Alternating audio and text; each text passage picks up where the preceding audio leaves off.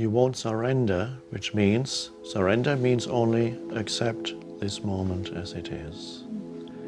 But you won't be able to surrender unless you're completely fed up with suffering. You've had enough suffering. And at some level, you recognize that most of your suffering is self-created. It is created out of resistance to what is. It is created out of an interpretation of something that is. It comes from a thought, from an interpretation, not from the situation.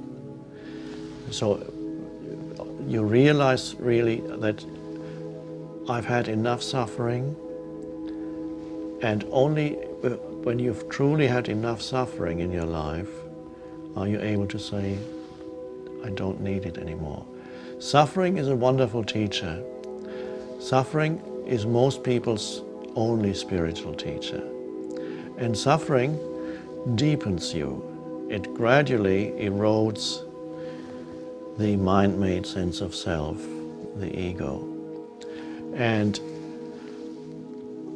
for some people, the point arrives where they realize, I have suffered enough. And that, for example, is the case with almost all the people who come to a retreat. If you ask them, they've all had their share of human suffering. Otherwise, they wouldn't be open to the message.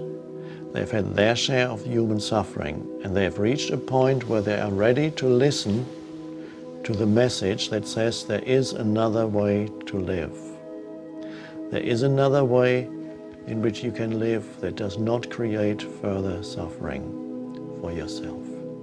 Because to a large extent, humans create their own suffering.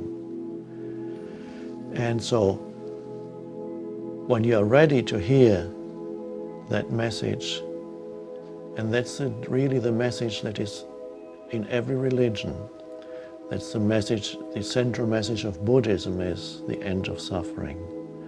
And even the central message of the teaching of Jesus is finding the pearl of great price, finding the kingdom of heaven that is within you here and now, as Jesus says.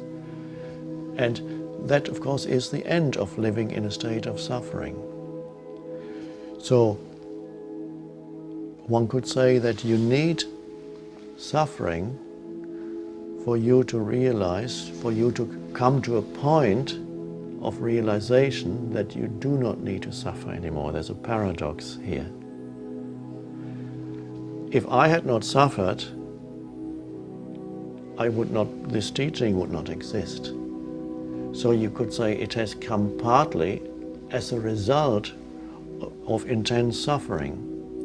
Because as a human being, I would not have evolved spiritually if I had not suffered. So suffering was my main teacher, and suffering is for many people their main teacher. But then some people are, when they are ready, they come into contact with a spiritual teaching or teacher, and that can speed up the process of realization that you don't need to suffer anymore. You're ready to hear that. So that was, the Buddha talked about nothing else already 2,600 years ago, that there can be an end to self-inflicted suffering. And when you don't inflict suffering on yourself anymore,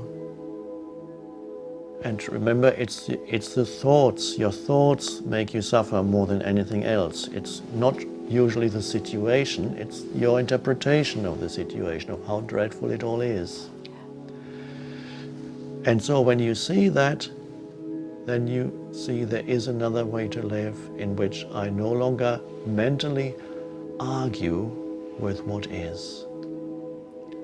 And that's the end of self-inflicted suffering. And if I no longer inflict suffering on myself, I no longer inflict suffering on others, because the two go together.